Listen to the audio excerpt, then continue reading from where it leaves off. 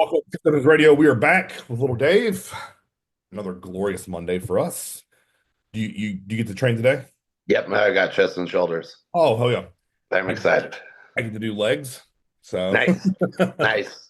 get to wait for the snow and ice to melt and go probably about my plan is to go about 3:30 or 4, but we'll see. Oh, nice. I got one more meal after this, and then I'm going after that. So Oh, hell yeah. Alone or do you get to train with Zach? Zach's gonna be there, yeah. So I'll Oh, be hell here. yeah. Yeah, it's always a good day. It's actually funny. This last week, Brad's been in and out of town more frequently. Oh, heck yeah. His schedule's so wacky because he does business trips for a living. But like, it's actually funny because he asked me, he'll just like, what are we training today and what time? And he's like, and then he doesn't answer. And then he'll just like it's like a 50-50 chance if he'll be there. Okay. Yeah. So like it's just been surprising. Like, look, it's Brad. And like You know, because we talked about that leg session with you three last time. I feel like this is a topic, and I don't even have this on my notes, by the way, it just came to my mind. Um, when you take a guy like Brad, who is heavily muscled in his lower body and in the process of bringing his upper body up, when you guys train, I think the common misconception amongst most people observing his physique is they'd probably say he doesn't train upper body nearly as hard as his lower body. Is that the truth? In oh person? no. No. Yes. Okay.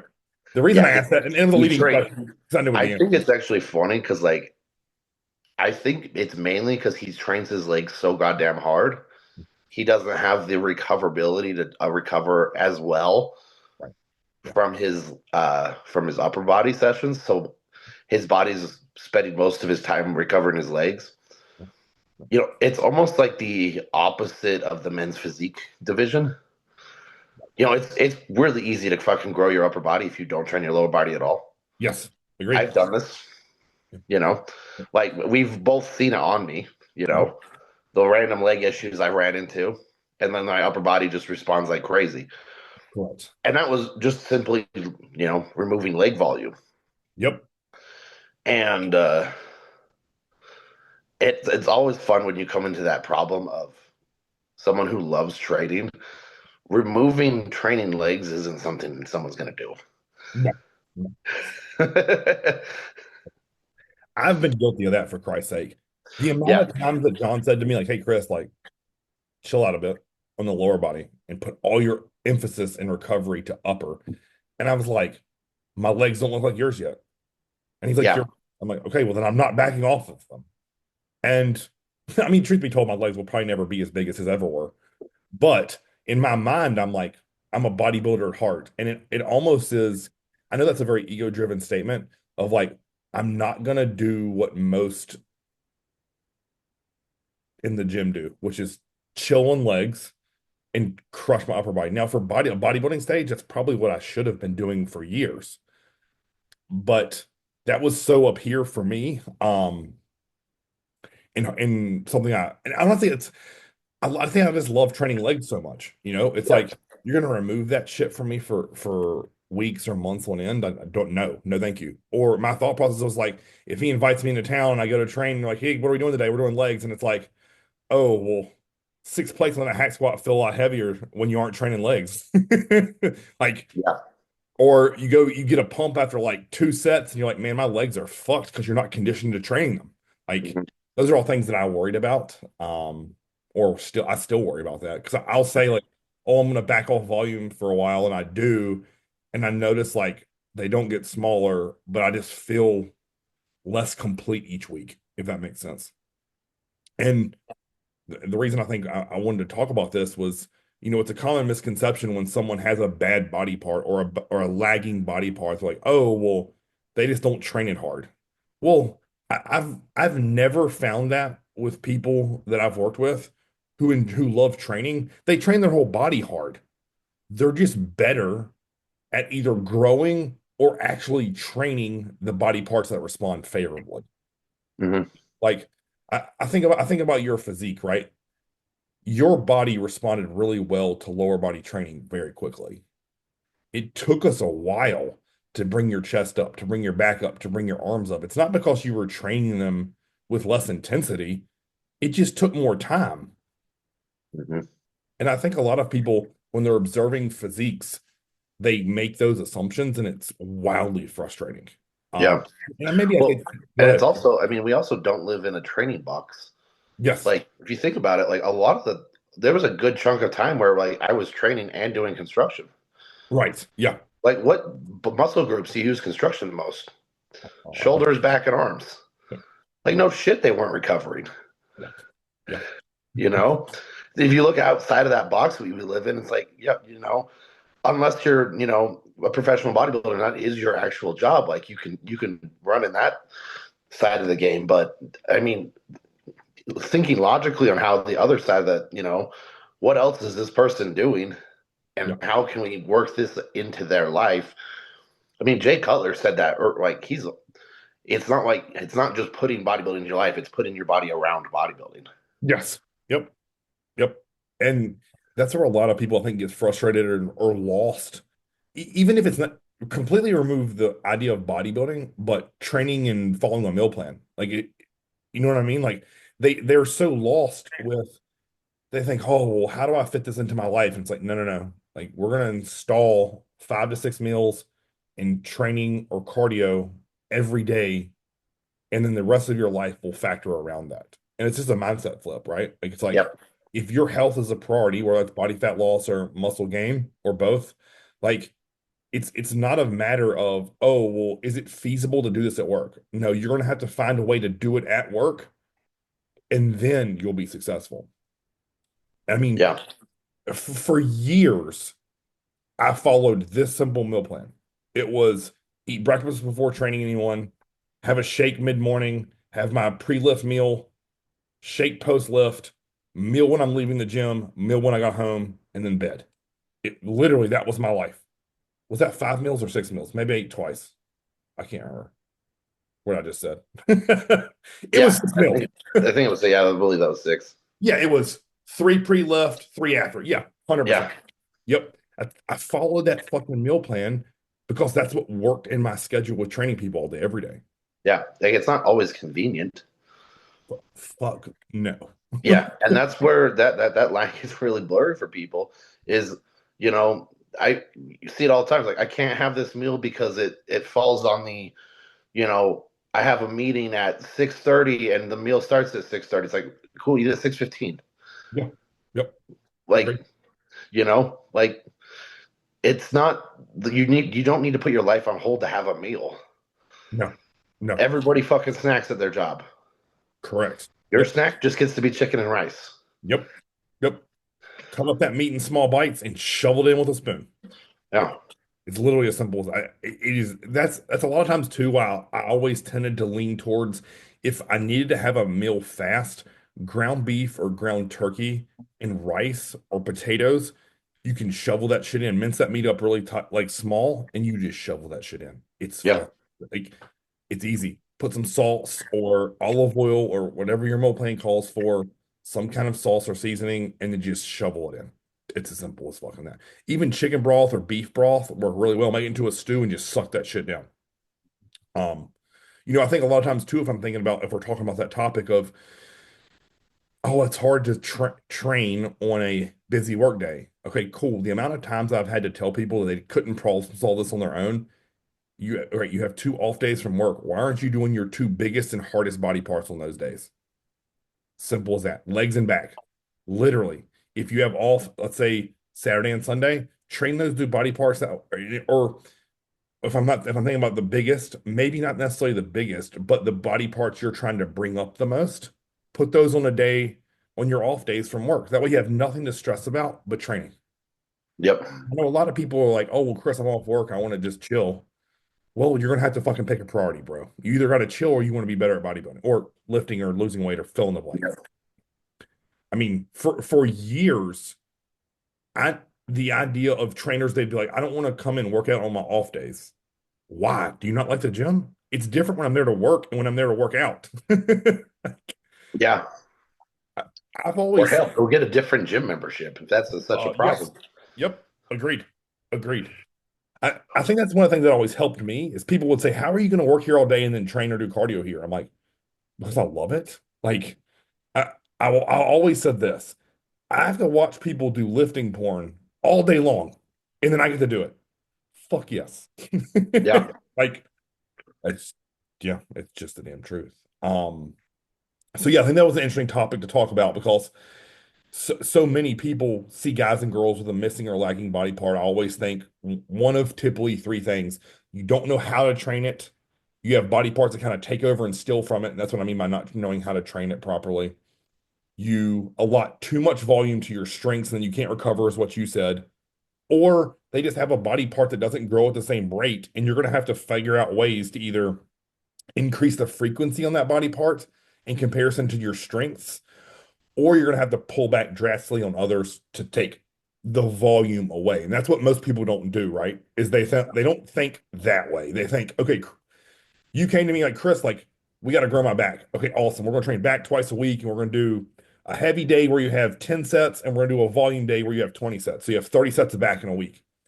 Okay, cool. Where are we pulling away from?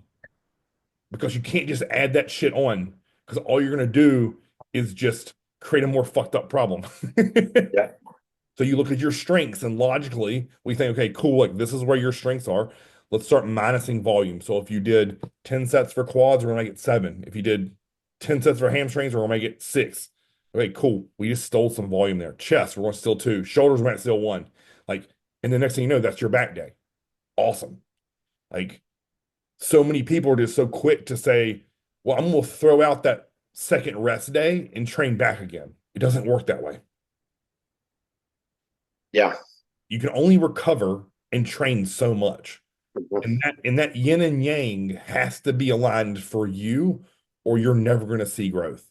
You're just going to either create a more fucked up problem, is what I said, is like where you're even just as unbalanced, is just more bigger and unbalanced, or you're just going to flutter and look the same for years. So the decision to me is very simple if you care about aesthetics and building the ultimate physique for you. Now, on the flip side, if you're like, listen, Chris, I just want to get jacked and huge, and I don't care what blows up and what doesn't, that's a different story. Awesome. Attack it. 'Cause I've had guys and girls that are like, that's like, I don't care if these muscles are lagging. I just like training glutes and I'm going to do it 6 days a week. All right, cool. And on the other side of that coin, I cannot tell you how many times I've had a 19, 20, 21-year old come up to me and be like, my shoulders are lagging. And it's like, you're 135 pounds, no shit. Yep. Like, Yep. your shoulders are not lagging, your muscle is lagging. You need another 60 pounds of muscle. And then when we have that, we can talk about lagging body parts. Yep. Yep. But I we can't go into this game of, oh, I am lagging in this when, like, that is also another way to spin your wheels and just stay the same. I literally just lost a client this week. Well, I say lost. She wanted to buy she wanted to buy a program from me, and we were discussing the logistics of everything. One of the questions in there was, well, what body part are we going to focus on first? And I said, everything. You're teeny, we need to grow. And that is not what she wanted to hear. Um, but it was the truth. That you need to focus on zero. Your whole body needs to focus. Like there was a lot of problems within her current training program, but the number one thing in my mind was that she has been raised either with the previous coaches or just taking in the internet of there always needs to be a hyper specialization on something. Well, in my mind, and you know this firsthand, I've told you because this was a scenario you and I were in together, was all right, Dave, you have nothing in balance, everything needs to grow. And we're going to go back, chest, shoulders off, legs, arms off, repeat, and see what the fuck happens. And guess what? Your whole body grew, and now we just need more back. So that rotation switched to added a back pump day with shoulders to start to bring that area and blow it out. So I think a lot of times coaches fall into that trap. It'd been so easy for me to like say some bullshit and be like, oh, we're going to start with your focus on legs and then we're going to do back and then chest and then arms. No, fuck that. That's not the truth. I could have lied. I could have said not the truth or the whole truth. But to me, I'm like, you're either going to buy into what I see and you trust in my coaching, or we're not going to work together. And we're not Yeah. working. Like, and I sleep well at night knowing that. Where she's probably going to go to someone, they're going to steal her money and give her some hyper specialization program where she's training it 3 days a week. And I'm like, oh, it's not what you need. You need less volume. You need more focus on the particular set you're doing in hand, not the 100 sets you're doing to make up for your lack of intensity. And I think I can't, did you and I talk about that before? I can't remember where my thought process is like the reason people love junk volume is they lean on it to where if they aren't willing to take a set all the way to the end, they're like, oh, it's not a big deal. I have two more quad exercises where you and I are like, man, we have two opportunities for quads. You got to make it happen. Yeah. Well, one of my favorite things is, I mean, someone who has weak legs, they generally don't have a weak upper body. And one of the things I usually will just kind of mean, but how many sets of fit, how many times have you had a bar lifted off your chest? They'll be like, oh, every fucking workout. It's like, Right. why does that never happen with legs? Yeah, right. Yeah. Yep. They're Well, like, what? They're like, you can do that? It's like, you do it every fucking week with chest. yeah. When's the last time you rolled out of a hack squat? You know? Yeah. Oh, it's because is that scarier? Oh, yes. Yeah, that actually a lot of effort to get there. I don't know if you remember that video. It's at me at Elite on the true squat, and I just get buried, and that kid in the background's like, "Hey man, are you all right?" Like, yeah, I'm good, bro. Yeah, I'm fucked, but I'm okay. Nothing broke. Like, no, you're right. Like, you, and I think it's because I see it every week, right? Is like they're just gutting sets of curls and tricep pushdowns, and they're shaking and trembling when skull crushers, and yet you get to hack squat, and it's like they just comfortably rack it. Like uh, it's very frustrating to watch, and then them just be like, "Oh, well, I have knee problems," or "Oh, my legs just don't grow," and it's like, "Oh, you hadn't seen that dark side yet. Like you gotta fucking find it." Um, and I think sometimes the problem with that as a whole is it kind of goes back to that first conversation we had of most people are going to gravitate towards the body parts they feel and love to train. And then the ones they don't, or they're not as successful with, is not quite as fun. Like I think you and I will always have a love and appreciation for a hard leg day because we're good at it. Um, and it probably came very naturally for both you and I early on, where connecting to things like side delts, rear delts, upper back, lats, low lats took a lot more effort. yeah, And that's a lot more hyper focused and almost have to be a little bit more of a tactician where you pin you around to a leg press and say do it until it crushes you. There's not a lot of thought process there. It's like, okay, cool. You either have a set of balls or you don't. I don't know any other way to say it. And I'm sure there's some science people out there that are really smarter than me and you that will argue that with us, but you and I both know if you put something north of 6 plates on there and go until you can't move it, good things happen. yeah, It's the truth. It doesn't matter if that's 8 reps or 40 reps. I'm telling you, good stuff happens if you do that week after week. Yeah. So let's transition a little bit. I think there's definitely been comments of people wanting us to talk more like in-depth nutrition. So I have one of my long-term bikini girls who she did nationals, and when she got out of that prep, that was her third show of the year. And if I'm being honest with you, I'd never had to push her that far, conditioning wise. Like we achieved a new level of condition that she had never reached before. She had never needed to. She'd always placed in the top five at junior nationals, junior USA's. She's pretty much won every local regional show she's ever done. And I said, you know what? Let's push conditioning harder this time because that was the kind of the feedback Sandy gave us last year. And when she got done prep, it was very different than her previous ones with me is she was very mentally burnout and fatigued. And for the most part, and I'll ask you, like, you either have clients that are ready to attack the world, you have ones that kind of feel lost post show, and you have ones that want to quit. Those are kind of what is the spectrum I've seen. Do you agree with that? 100%. Yeah.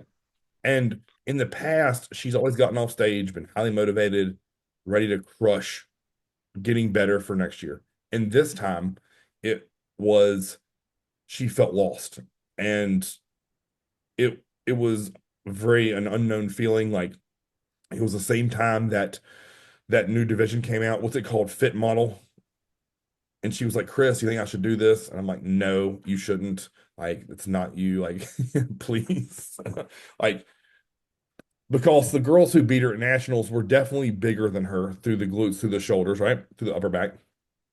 But she's such a small frame that I'm like, look, Haley, like, if we gain 2 to 3 pounds of muscle, you're there. Like, Yeah.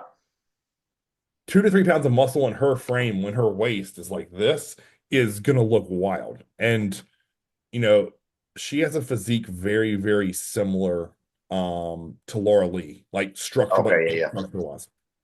And I'm like, I sent her some photos of her posing on the Olympia, and I was like, you're maybe 1 to 2, 3 years max away from achieving this level of muscularity. And she's like, fuck, you're right. I'm like, yeah, I know. So normally, and as you know, if I have a client who was fired up and ready to crank post show, immediately what we do after you, what I consider like settle into being home. So you've had your 2, 3 free meals, you've flown or driven home, you're fully settled in, you're ready to attack.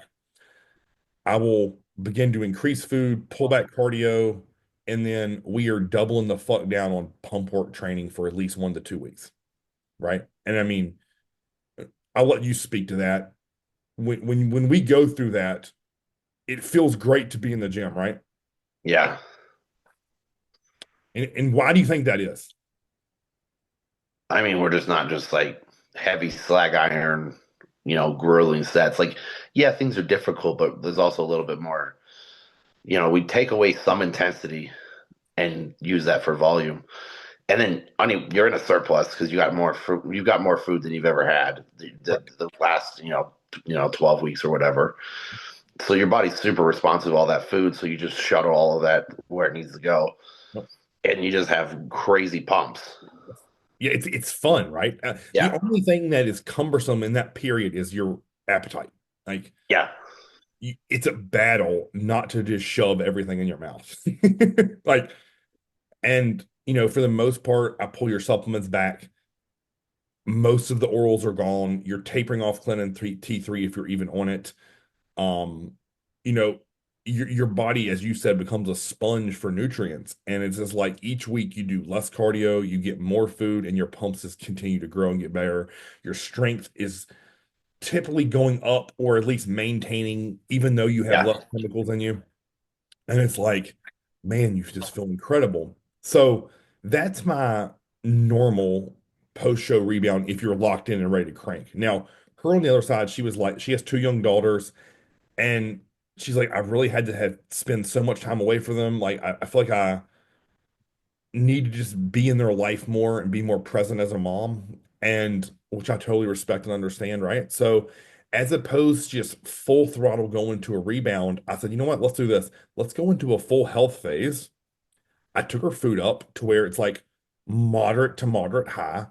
Um, and then I have training at 3 or 4 days a week, depending upon her recovery and availability to train. yeah, So it literally just rotates upper, lower, and she just follows that split. So if it's only 3 days a week, she'll go upper, lower, upper, and the next week go lower, upper, lower. And you just rotate in the days where she, or the weeks where she can do 4 days, we just put the fourth day in there. It's very simple. And off all supplements, cardio was pulled down to 3 sessions, easy on her treadmill at home, as opposed to she was going to the gym and do the art trainer to keep her glutes full.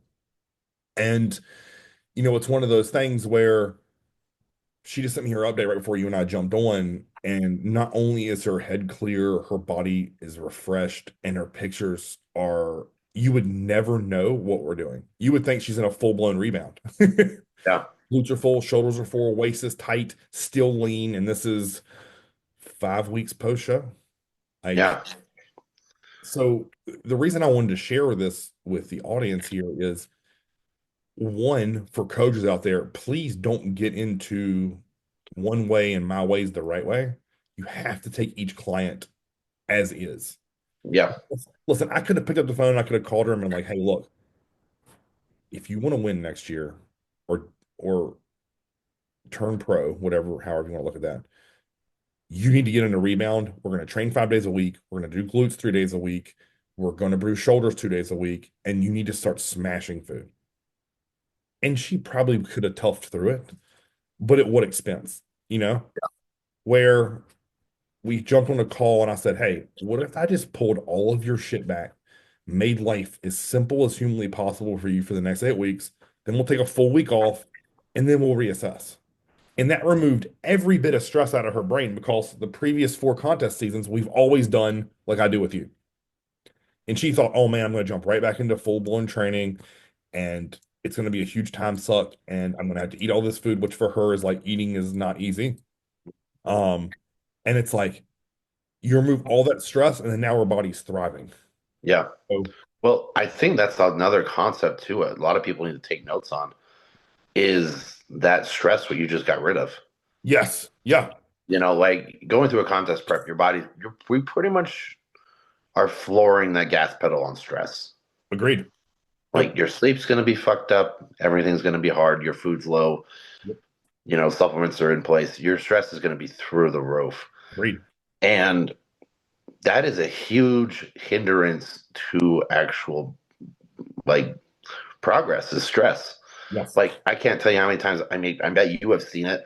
Someone, they check in and they're in like a fat loss phase, for example, and everything's nailed. Their food's nailed. They gained weight. You're like, what happened? They're like, oh, dude, work's been or the life, fill in the blank has been crazy. Like they go through a divorce. Something bad happened, and it wasn't even all their thing. It wasn't that. The stress just masked their progress. Correct. Yes. Yep. You know, That's a and oh, sorry. Go ahead. if you remove that, you see progress again. Yeah. It wasn't Yeah. what the diet or the training wasn't working.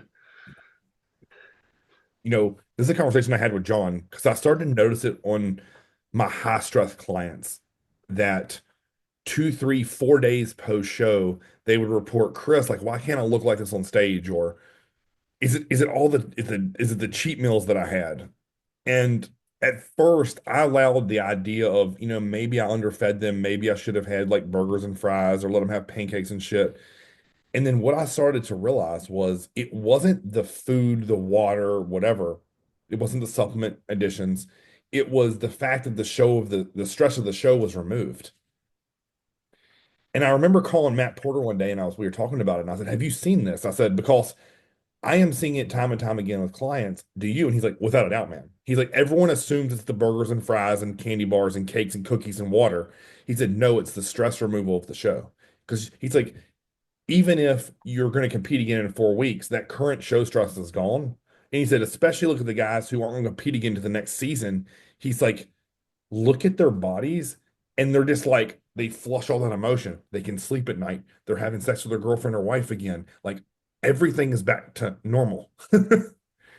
And, I think that's one of the reasons why you thrive in this sport so much is that you don't allow the show day to cause you any extra anxiety because it's like there's no defense, man. We're gonna show up and be our best. The work is done. It's over. Like if more people operated show day that way, I think you would see a lot better looks on stage. And it isn't because you probably should have had more diuretics. Yeah, that is my one. That's where I am genetically gifted, is Yeah, just not giving a fuck. none, zero. You we aren't backstaging like over in a corner, like rocking back and forth, like angry, snorting, and staring at people.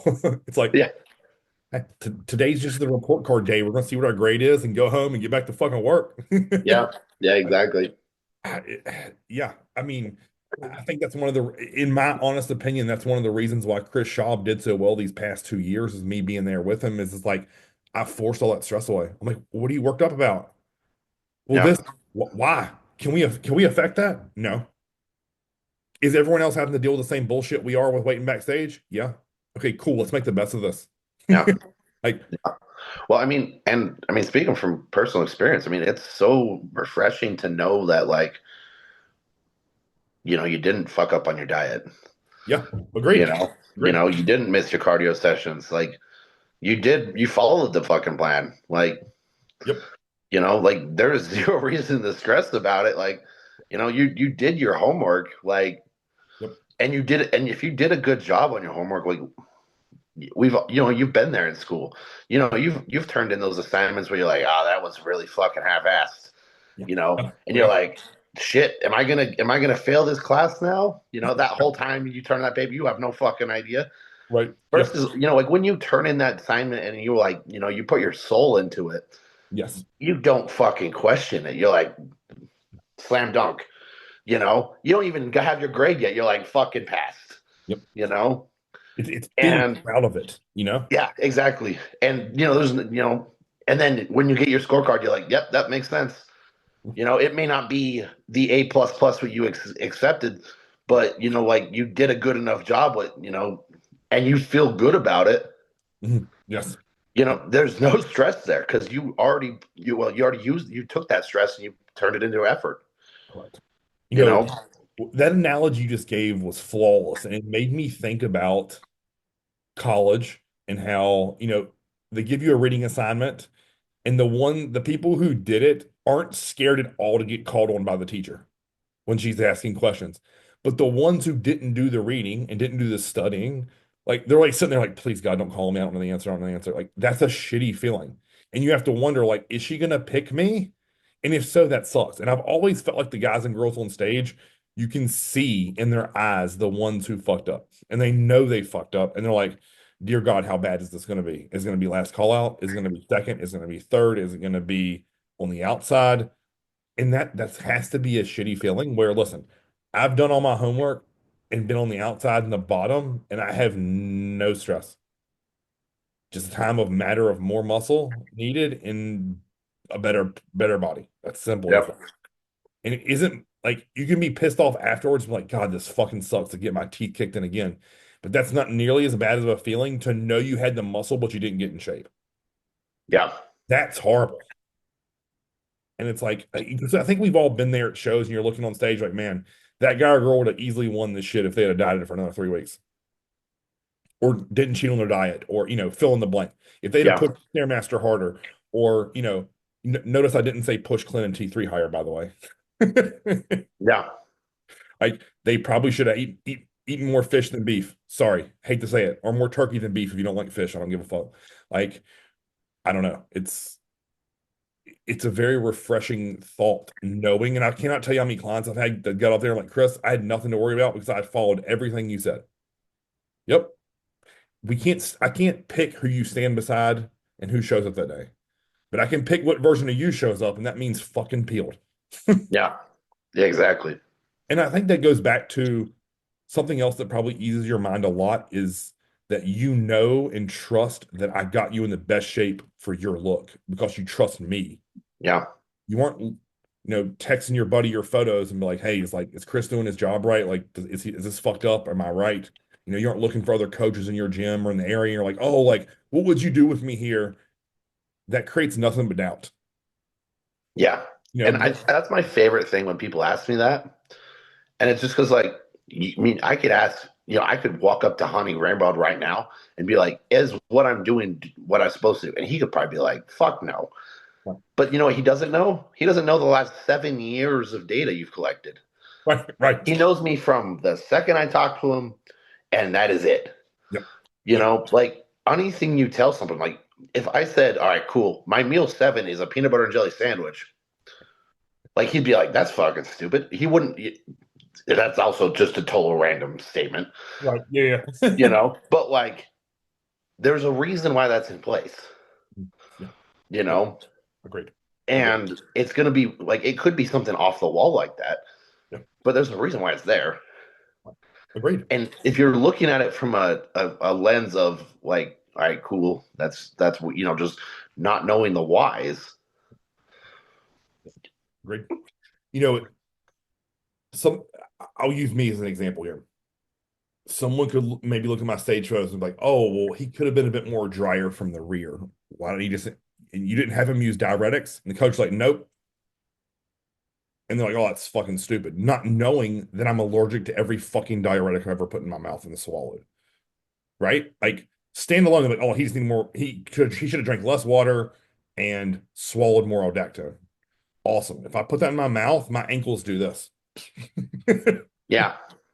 And by the way, that's with Expel too. That's over the counter. That's with Diazide. That's with fucking Lasix. I've tried them all. So, fun fact there. None of them work for me. It makes it worse. So, it's like you said. It's the if I just look at someone as a snapshot and just say a statement, I'm an asshole as a coach because I know Yep. as well as you do. The answer is follow your coach. If you Yep. believe in them, follow it. And a great example, I was just talking to Nate Spear about this 2, 3 weeks ago. And, he posted, or maybe it was Alex. So one of my old training partners who still works out with me, he posted a video of him and I training together. And Nate was like, I reposted and put, I'm just the training partner. Nate's the coach, right? Because I think it's a dirtbag move to try to take credit for someone else's work. Yeah. And he was like, man, you have no idea how peace of mind it gives me to know that when Alex would show up and train with you, you weren't filling his head with nonsense. When you're there to train. And I'm like, yeah. I said, when him and I show up to work out, it's a session for me and him to go to battle with, not for me to tell him all the things that I would do differently with him. I said, if he asks my opinion, I'm going to say, what does Nate say? Fucking follow it, bro.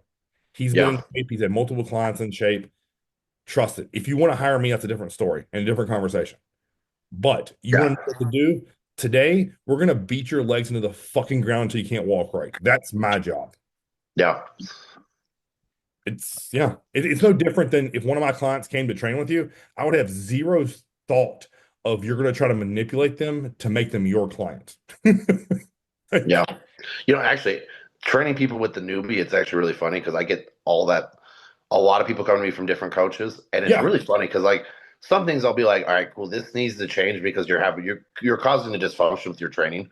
So right. like I've texted people's coaches and being like, hey, this is what's happening with their body. This is why they're fucking up. Correct. And then on the flip side of the coin, like really good example, one of the he lives up in Logan, but he works. His name's Dane, and he had a client, and she came to see me, and he sent me. He's like, "Can you do these things?" Right. And it was refreshing as fuck because it was like, you know what? He actually took the time, and he saw what was wrong with her. He just needed someone else to put it down on paper, Right. Yeah. And I was like, hell yeah, I can do that. You just made my job a million times easier. Yep. It's like those are the coaches like what you want Yeah. versus the one with just like or the people who don't even tell their coaches they're going and they're altering their training program. Correct. Yep. It's like there's nothing wrong with trying a different workout, but like you should probably tell your coach what you're doing. Correct. Yeah. And what's so interesting about that is that to me always goes back to integrity. You Yeah. know, like if I know that someone's coming to train with me to get a workout and they work with someone else, I'm never going to badmouth that coach. I'm never, even though I may have some kind of like previous interaction with them where I didn't trust them, fill in the blank. I'm never going to voice that to the client and make them question who they've already paid. Yeah. Either you want to work with me or you don't. And I've always felt that way. Like Yeah. my work speaks for itself at this point of my life. And I have enough people I've had beyond crazy success with that either you believe in it or you don't. I've always told people like I wouldn't have worked for John for 12 years if I was a piece of shit. Like Yeah. take it for what it is. And you may still feel like I'm that way, or maybe the interaction you and I have had together has been poor and you caught me at a bad time, right? Because I don't think anyone's above that. Um, or some people don't like the way I speak like in bullet points and very like to the point and direct. Like I'm not going to waste your time as I hope you don't do mine. But it's like Yeah. there's no reason at this point of my life where I need to steal someone else's client. I'm never Oh going yeah. to be, hey bud, you know, you're in good shape, but I could take that shit to the next level. Listen, in my heart, if someone came to me and said, hey Chris, like, can you fix my condition? I'm like, fuck yeah, you ready to work? But it's not going to be like your coach is a jackass. Here's what he's doing wrong. Like Yeah. you and Yeah. I both know there's multiple ways to get peeled or gain muscle, and we don't know the one that works for everyone. Yeah. Like, Well, that's happened to me multiple times. I've had people backstage, the first 4 years I was competing, they're like, man, we can do this better. And I'd be like, how? And they'd be like, and I'd be like, yeah, I already got my fucking off season plan, dude. Like, like, yeah, correct. my Yeah. coach is already a step ahead of you, man. Like, I know we can make this better. We're already working on Yeah. Yeah. it. Yeah. Yeah. I'm aware. Yeah. It's like it goes back to what you and I always talk about is like time and patience, right? Like the amount of people I've seen growing up in this sport that will use a coach, they'll put on tons of muscle, get crazy progress, and then immediately they turn pro and they switch to a big name coach. And I'm like, why in the world would you throw away all that? For Yeah, what? Especially if nothing and as a whole, I'm not saying that anyone can train with a coach and it all be perfection and smooth, but if you look at that linear progression, you're like, why in the fuck would you leave that? Like yeah, that dynamic, that bond is not easily forged, in my opinion. Um, and learning someone and how to bounce ideas off of them the right way and figuring out someone how they work and knowing their lifestyle and knowing their relationships takes years to build. yeah, And I, maybe my idea of that coach to athlete is very different, where I think maybe some people look at it more as like X's and O's, like just get me peeled, make me suffer, and we'll make this work. Because there's lots of pros who's been shredded with, tons of coaches. But to me, there's something a little bit deeper about the if your coach cares enough to know everything about the whole situation. Like I always think about like Flex and Neil Hill, right? Like those two did great work together. And I'm sure there's lots of people who offered him the world for switching and he didn't. And there's power in that, Like, I don't yeah, know. It's kind of my yeah. thought process. Very true.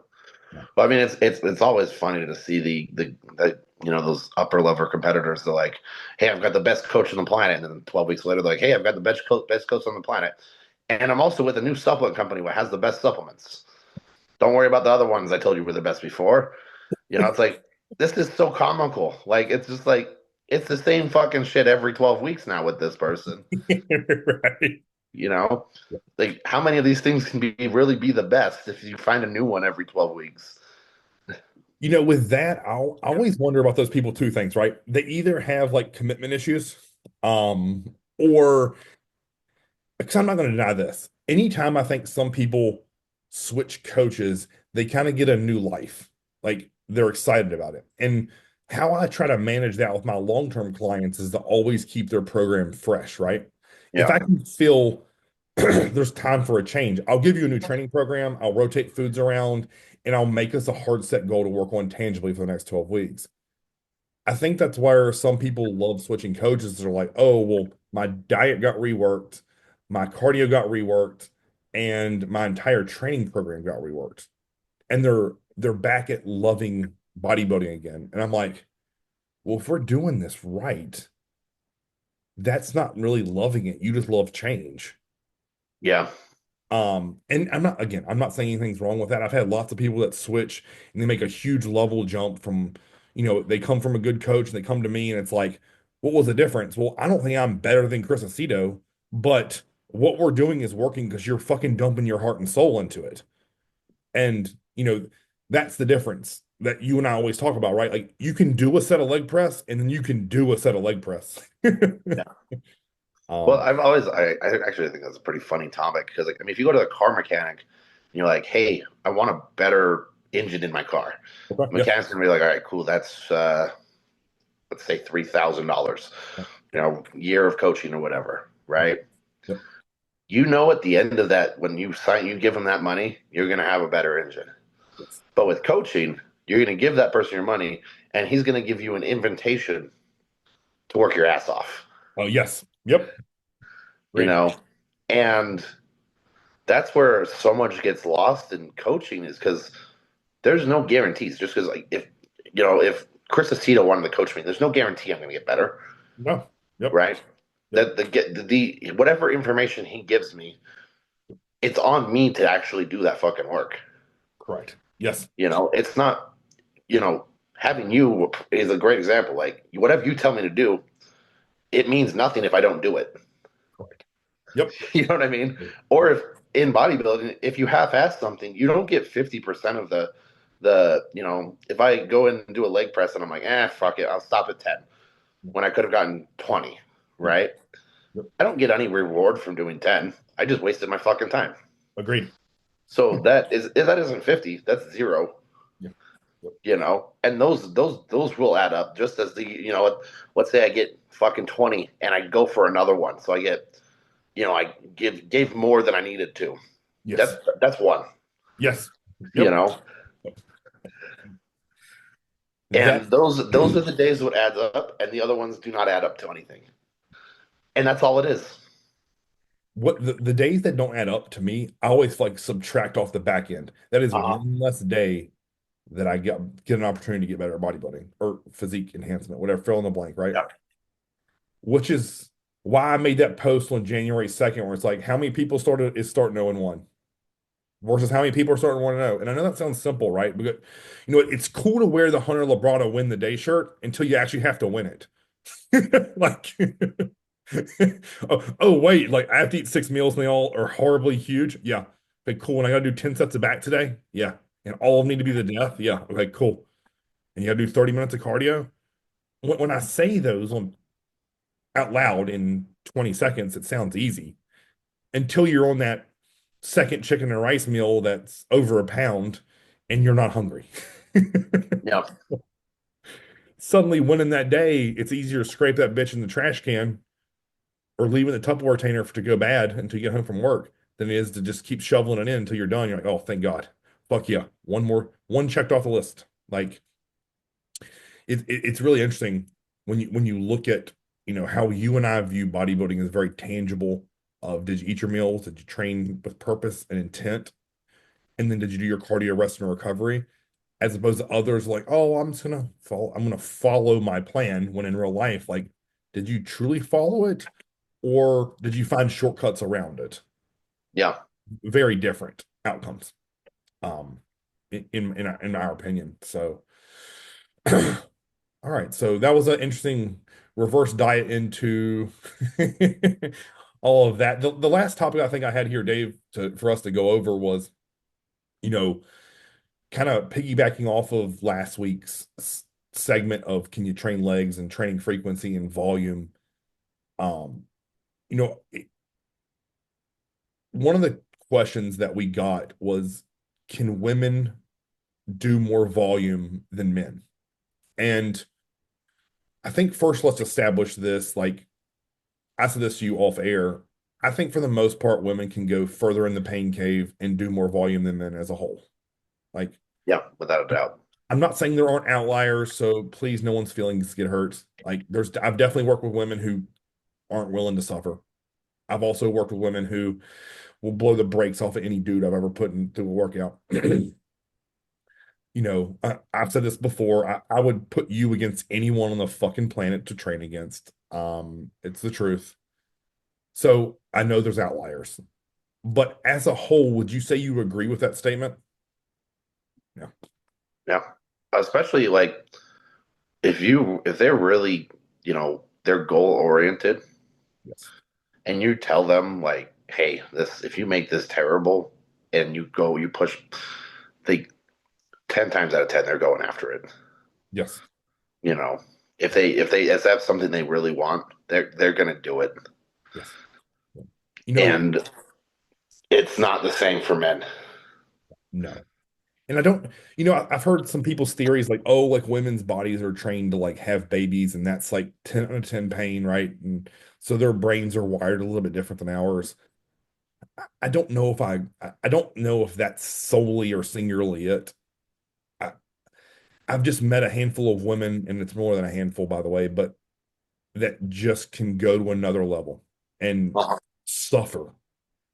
And again, not to say that that's all women, and not to say that men. I haven't had men that do the exact same thing. where they've earned my respect. But it's like something that I think an even deeper conversation with that about in the regards of volume, as I said this to you, I wonder if it's a matter of muscle tissue. Like, so I'm trying to think like parameters, right? I've trained some like pretty tough nose 185, 190 pound guys who can fucking get it and they can do more volume than say maybe you or I can.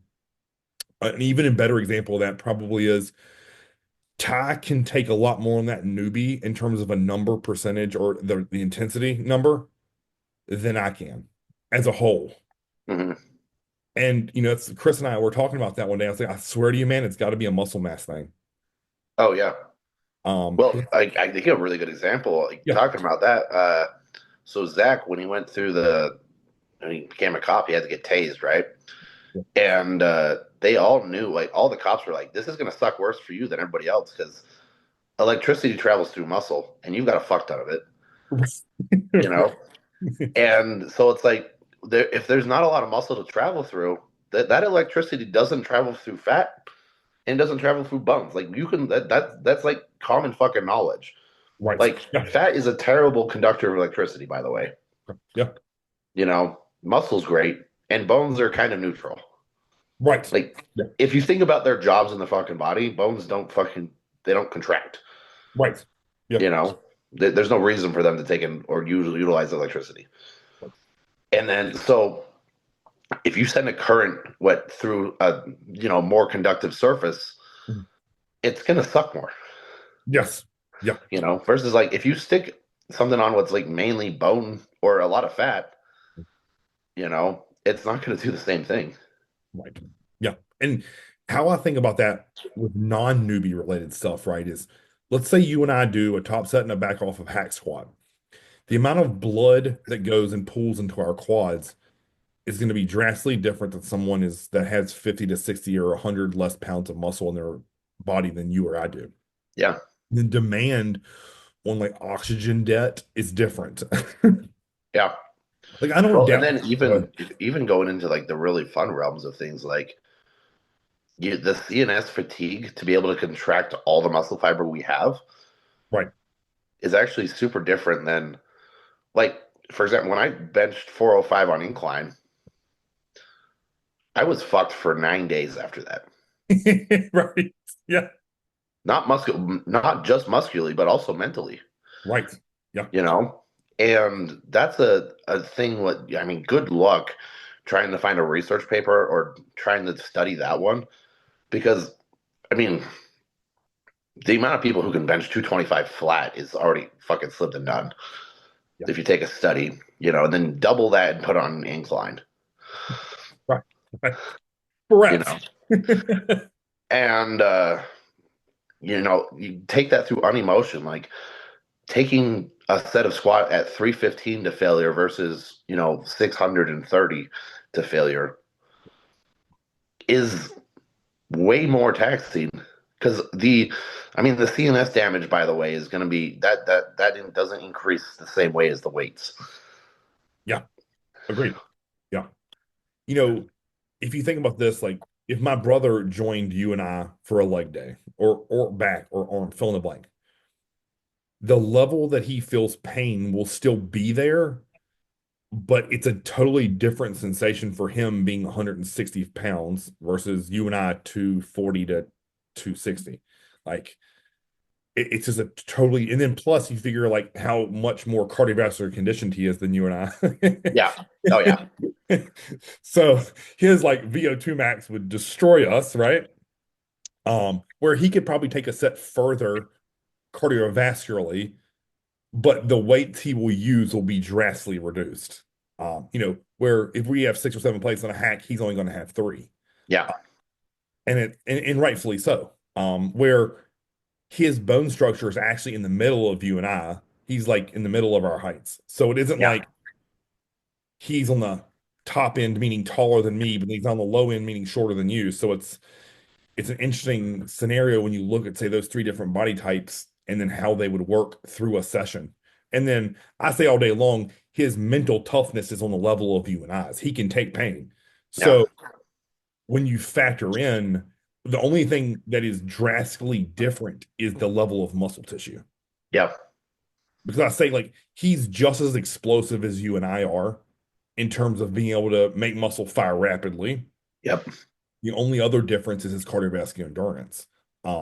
So if you think about that as a whole, like that to me is such a cool thing to analyze and look at. So when I'm thinking about volume and how as a whole, what I've seen through my bodybuilding, as I know you have, is the bigger we get, the less volume we require.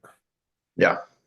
And I think that's something that a lot of people writing programs aren't taking into consideration. They're falling into the either or high volume or high intensity camp. And it's not like, well, let's take this person for where they're at and make a program for them. You know, like you and I have said this time and time again, beginners and intermediate need more volume. Why do they need more volume? They need more practice lifting weights. Yeah. They need more repetitions. Well, how do you get more repetitions? You either do more reps in a set, which we aren't always a fan of. Like, I'm not going to suggest someone go do 100 bicep curls. I don't know why that just went foggy. With my breath. You're steaming it up. Yeah. We're not going to suggest you do 100 reps of a bicep curl, but what if we did 10 sets of 10 of bicep curl and still do that same 100 reps? Yeah. You know, so, it's one of those things where I think as people train and train longer, and that's where science and studies never take into consideration because they don't follow someone through the progression of their body. It's only like these individuals for 24 weeks or 1 year or 12 weeks or 8 weeks. It's not like, oh, here's Dave for 7 or 8 years or 10 years of bodybuilding. Yeah. Like, you're able to get more out of one set of leg extensions now than you probably could have gotten out of two sets of leg press when you started. Yeah. Like, logically, you and I can say that, but there's no study or data to prove it, sadly. Yeah. So, all things in my mind to take into consideration, and to go back to the question at hand was, can women take more? I think women can, as a whole, take more. I don't think it's always the answer, but at the same time, I think muscle mass does play a factor in that because I've trained some women who I've beaten pretty aggressively in a few sets. And they're like, Chris, I normally do quadruple this. And I'm like, yeah, because you're not doing it right. And their minds are open. So, Yeah. but at the same time, I've trained other women too who can take a lot more than I initially thought. I'm like, man, she's still cruising at 10 sets. Like, let's see what 12 are like. Let's see what 15's like. And then we hit a cap where it's like, okay, the muscle is now done. Yeah. So, Well, I mean, sometimes too, I mean, like those high volume trainers. I remember I had a friend and she came and trained legs with me. And, we worked up to a weight. And I was like, this is what you usually do for 10? She's like, yeah. And I was like, all right, cool. We're going to go until it doesn't move. right. Yep. Yep. And she got 45 reps. Yeah. And I was like, that's why you do more than me. Because I failed at 12. Right. Yes. Yeah. Yeah. Yeah. Right. Obviously we had different weights on the bar, but I was like, this is what you normally fail at 10 with. And she was like, yes. Yeah. I was like, okay, well, you should have got heavier. Right. Right. And that's a hard concept to explain to people on the internet because you're like, Chris, that is a hard set of 10. I'm like, uh-huh. You comfortably racked that, homie. Yep. There was no noise that came out of your mouth. You didn't turn red face. You didn't shake. I didn't even see your forearms tense. Your knuckles didn't turn white. There's more there. Yeah. Trust me when I say this. Well, no, there's not. That's a hard set. I'm like, that's still a warm up. I believe in my heart. And Yeah. or you look at other things that are factoring into that, and it's like you did three fluffy exercises to do the one that counted. Why? Well, that's what's on the program. Well, your program sucks. Let's fix it. Like, Yeah. Yeah. You don't need to do 4 sets of 10. you don't need to be on the floor doing fucking body weight fire hydrants. Like, stop it. By the way, the air is not heavy. Wait, Yeah. like, what about if we went over to reverse hyper or went over to hypers and did rounded back hypers and got your glutes activated, and then we could do a heavy ass glute bridge? I'll get behind that. Like, it's to me like I look at things I try to be very logical, right? Where I'm seeing all these women do like, the single leg kickbacks, and it's like to the side, and then they're straight back, and then they're bent leg, and I'm like, okay, cool, you did 200 reps of that shit with 20 or 30 pounds. Have you thought about like trying to make your glute bridge 5 plates for 20 reps? Well, no, that's heavy, Chris. Yeah, no shit. You Yeah, want glutes that you can grab onto? Yeah, 5 plates for 20 is going to give that, where 30 plates on a kickback, I don't necessarily believe. That's a finishing exercise, if yeah, that, or a warm up. Um, yeah. and then I get Well, it. I look back to our actually back when I was training with Brad in 2019. Uh-huh. We had I don't remember what program that was, but it had glute kickbacks. So it was leg curls, glute kickbacks, Yes.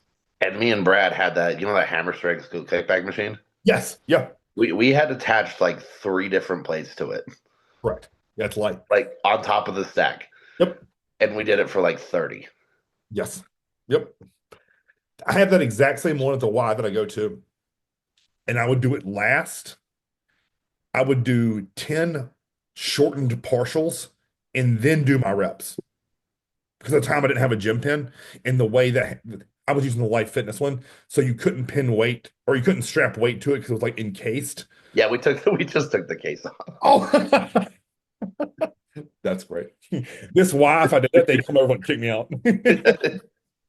So yes, it's one of those things where it's like you have to be really intelligent sometimes and step back. And I get it, like you see these girls on Instagram with giant glutes, and they're telling you this is their best booty builders. And I'm like, that's from marketing, right? Like that didn't build them those glutes. Like that is stiff leg deadlifts. That is glute bridge. That's heavy ass Bulgarian split squats or lunges all day long. Yeah, that'd be like Hunter Mendelson, being like, yeah, so I built my glutes with these, you know, frog squats when she's like the world record power lifter for squats. Like the reason her legs are huge is because she squats 600 pounds. Right. Yeah, yes. And I think sadly that's the great thing, or great and the worst thing about the internet is, we get to see all these people with incredible physiques train weekly, and it's not taken in context for, hey, they're already huge. This is specifically for them, and we're talking about a very dialed in particular portion of the muscle. And these young kids with almost no muscle are thinking, okay, this is that sideways chest presses for me, and I'm like, no. Like, Yeah, you see those dumbbells and barbells over there? Those are for you. But Chris, no, no, but Chris, trust me. I know you can feel that sideways chest press. Learn to feel a slight incline, and then do triple digits for 10 reps. And I promise your chest will be bigger. Well, it'll take a year or two. Yeah, no shit. Yeah. yeah, 100% there. I'm going to leave people with this. The reason you and I have developed the way that we have is because when we were young, we looked at a dumbbell rack and we thought, how can we get to the bottom right of it? It wasn't, how can I find the secret exercise that no one's teaching? And Yeah, listen, I loved Charles Glass when I was a kid. I thought all that cool angle shit was cool, and he put pads behind people, and he was sitting on top of benches and shit. And I'm like, man, that's cool, but I took it with a grain of salt. I'm like, yeah, I'll do that after all the dumbbell and barbell pressing. I yeah, didn't think that took the place of the dumbbell and barbell. And if you're young out there right now, please, please heed these words. Find ways to move to the end of the dumbbell rack, and find ways to put plates on the bar. Plates, not 25s, plates. for the love of God, if you do not put a 2.5 on a leg press. You will get fired. Here's what I would love to know. You put a blindfold on you or I. We unrack, so let's say 8 plates aside on a leg press after we're warm, and we just hold it in like not like knee locked out position, but a slight bend in the knee. And then people like just will put sound canceling headphones on, and people just slide on 2.5s each side, or they don't, and we have to say, okay, you've added a weight or you didn't. So it's a guessing game. Yeah,